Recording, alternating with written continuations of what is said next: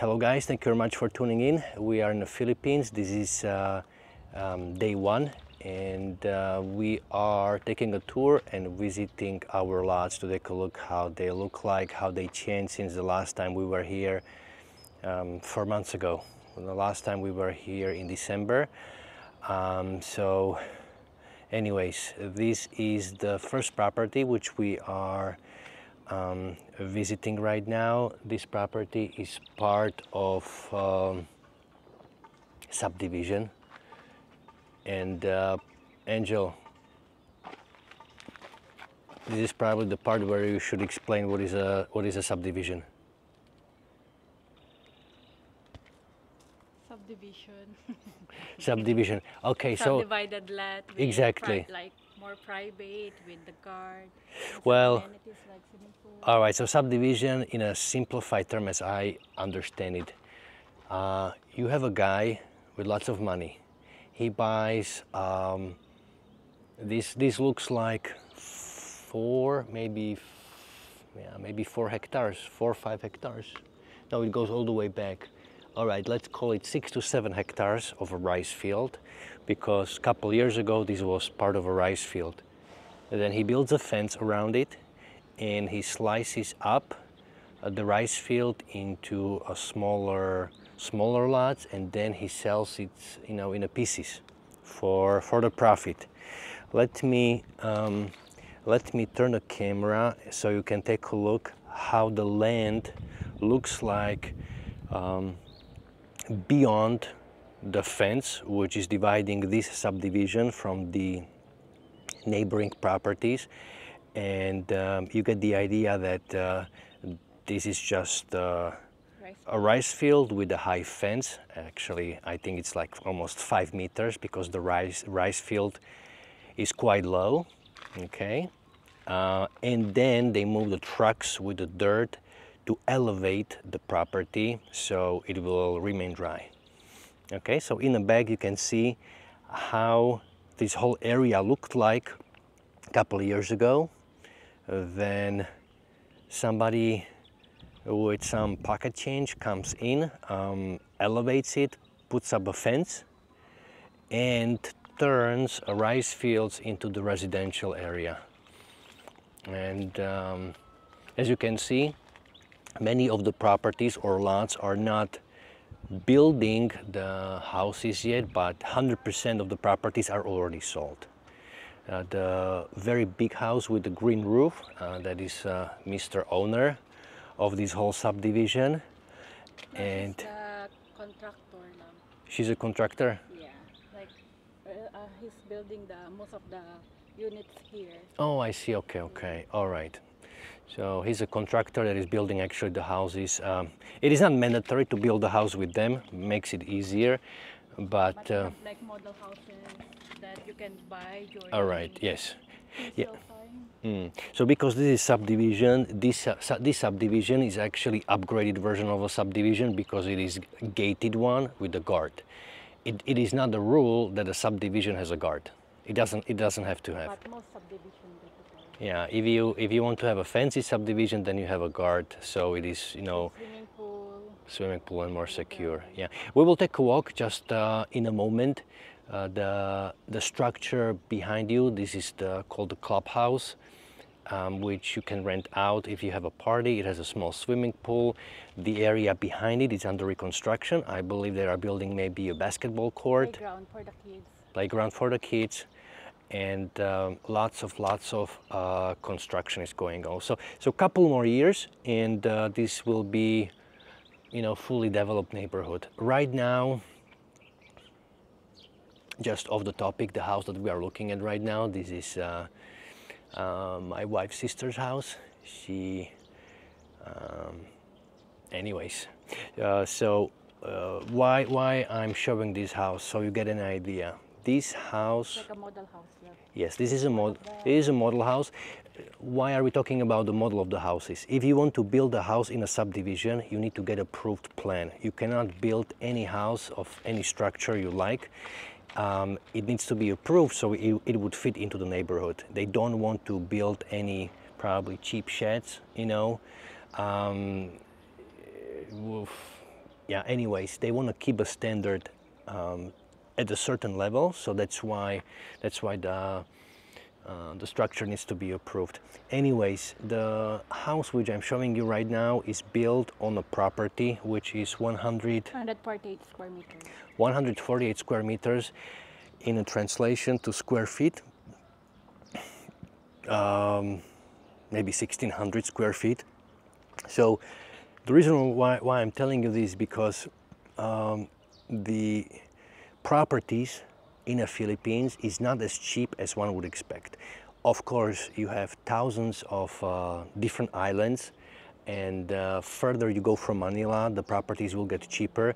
But right now we are about 2 to 3 hours from Manila, and the properties are not cheap, especially if we are talking about the gated subdivision. So just for the information, the meter square in this subdivision, when you bought it a couple of years ago, It's like $200 plus. Sing dollars. Okay, but pesos. 9,000? 9,000? 9,000. Okay, so let's Around 2019 or 2021. yeah. So over here we have the house of the sister, and the neighboring property over here is our property. This lot, which is right now used as a garden by the family, is approximately 280 meters square, or close to 3,000 square feet.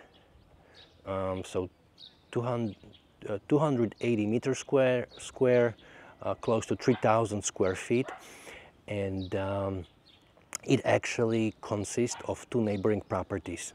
The property on the right, which originally was 140 meters square, was purchased by my wife 2019, and then when we had a discussion with our neighbor, we asked her if she's willing to sell the property, and we were lucky enough that she was. So that was an opportunity which we couldn't pass on, and even though the price was already 30% higher than what my wife was paying in 2019. We paid 12.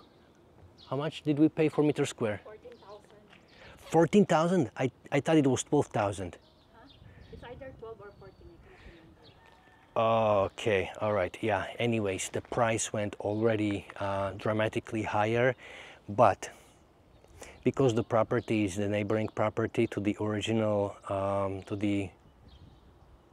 the first lot which you have purchased, and if we were ever to move over here, I thought that a single property of 140 square meters would be just too small. Even though for the Filipino standards, this is already a very decent residential area lot, but if you lived in the US, you are a little bit spoiled, and your standard is a little bit higher, and I just couldn't pass on the opportunity. And anyways, we overpaid, but if we did not, we would have a smaller property, and we would probably not be happy forever. So no other choice. So that's the story. That's the story of this lot over here. What would I tell you about it? Anyways, when we purchased it, it looked like this, so you get an idea, right? So here we have something like original lot, which has not been elevated yet. It is overgrown by by weeds, so you don't get a clear understanding how deep down the slope this property goes. In the middle is actually something like a small swamp, which is getting filled up by the water when it's raining. And this is how our property looked like. It was down the slope and looked like a half developed jungle.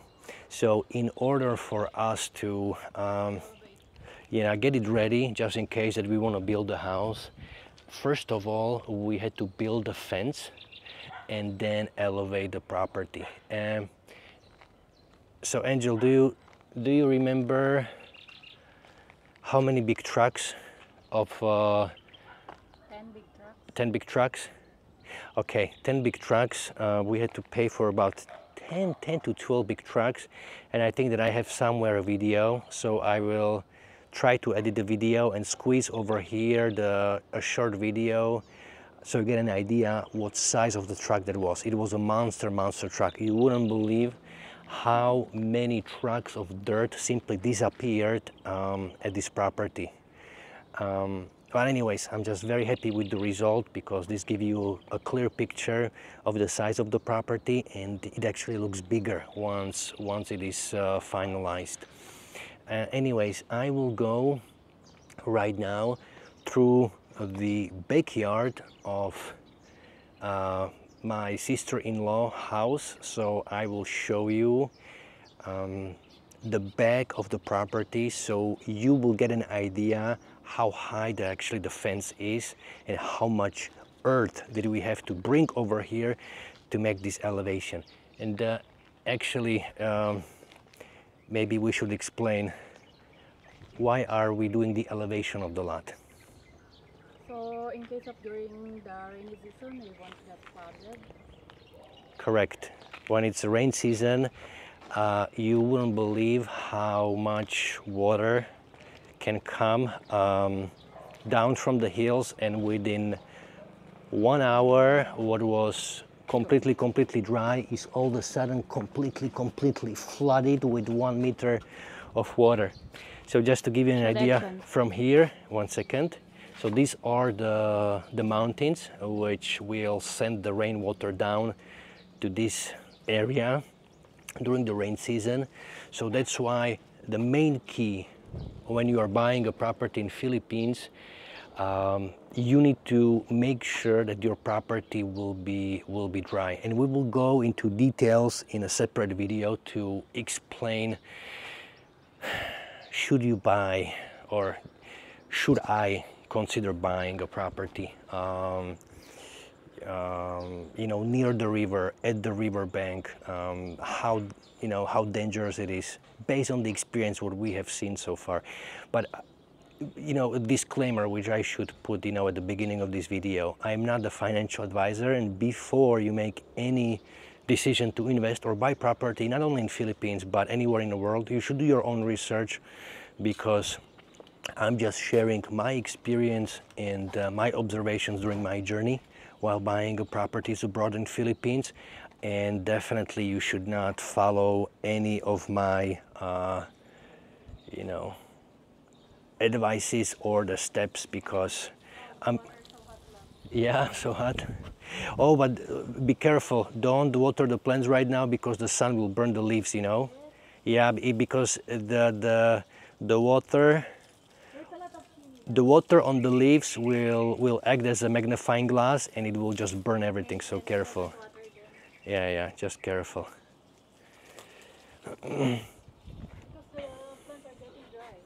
Yeah, but we need to water them in the nighttime.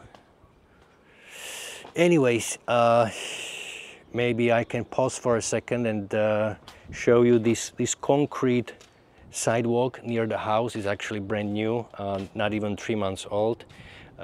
Before, this was part of a garden, but because in Philippines it is raining probably half of the year, you know, it's constantly wet and you are not able to use your property if it is not concrete or covered. So this portion is not covered, and in order to keep the dirt from coming inside of the house, the decision was made to put a concrete floor over here with a few openings for the plants. So if you have a limited space in your backyard, this is how, you know, a Filipino gardening looks like, but good enough.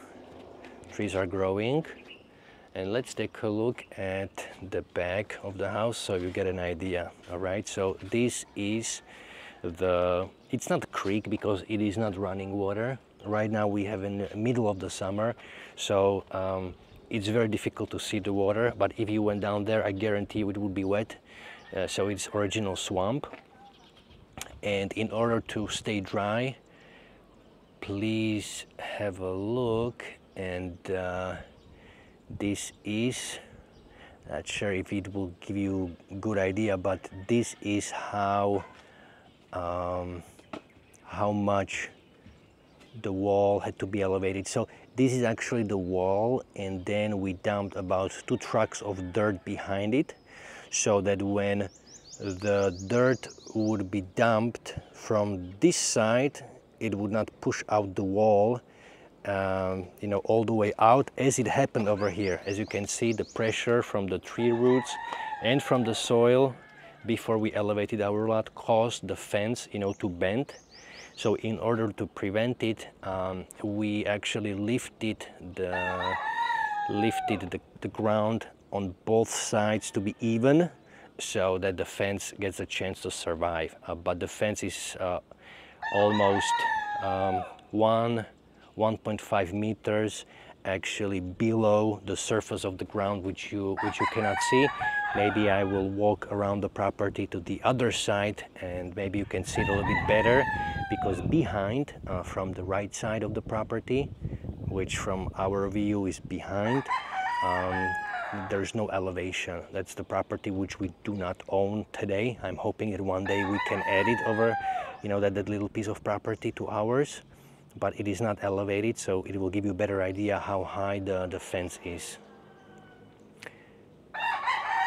Okay, so let me walk around.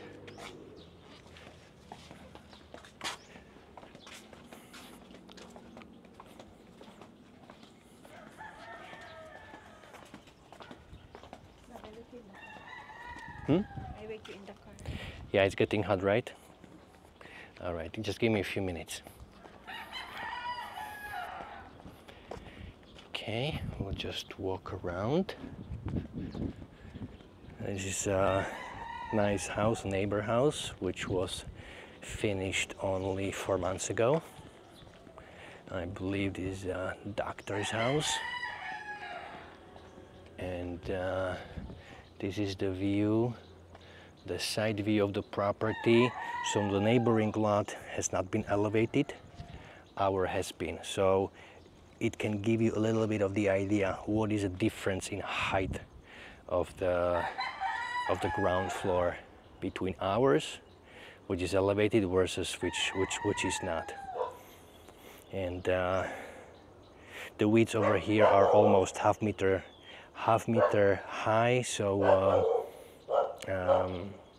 the bottom is actually even lower, as you can see from here, but it will give you an idea what's going on. Anyways, since we are talking about the houses, a house like this in the Philippines, we spoke with the contractor when they were building the house, and we were told that this house A to Z, if you have an external company building it for you, costs 9 million pesos. So you do the conversion to your local currency to find out how much it is. And 9 million pesos is without the land. For the land you have to pay. For the land you have to pay extra. So in our case, for half of our property, Angel, how much did we pay in pesos for the half of this property? No, the total, there was 50,000, or? For the second lot, we paid 14,184 Singapore dollars. Okay, in pesos? In pesos, 2 million. 2 million pesos, okay. 2 million pesos for half of this property.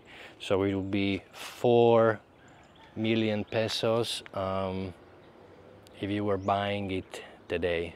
Today it might be even higher, I don't know, because the prices of the properties are going always higher. But if you were buying it last year in July, that's when we signed the deal, we would be paying 4 million pesos for 280 meters square, or 2 million peso for 140 meters square. So anyways, this is a quick introduction of our first property, which is residential. It's part of a gated subdivision, and now you have a better idea how a subdivision looks like. And all I can say is that this subdivision is directly connected to the the original provincial road, which is connecting all the cities from north to south. And even though the street is busy, we are about 2 blocks away from the street, and as you can see, it's very nice, peaceful, quiet, with, let me turn around one more time, the last time, quiet, with a beautiful view of the mountains. So this is for the first property today. I hope that you have learned something new.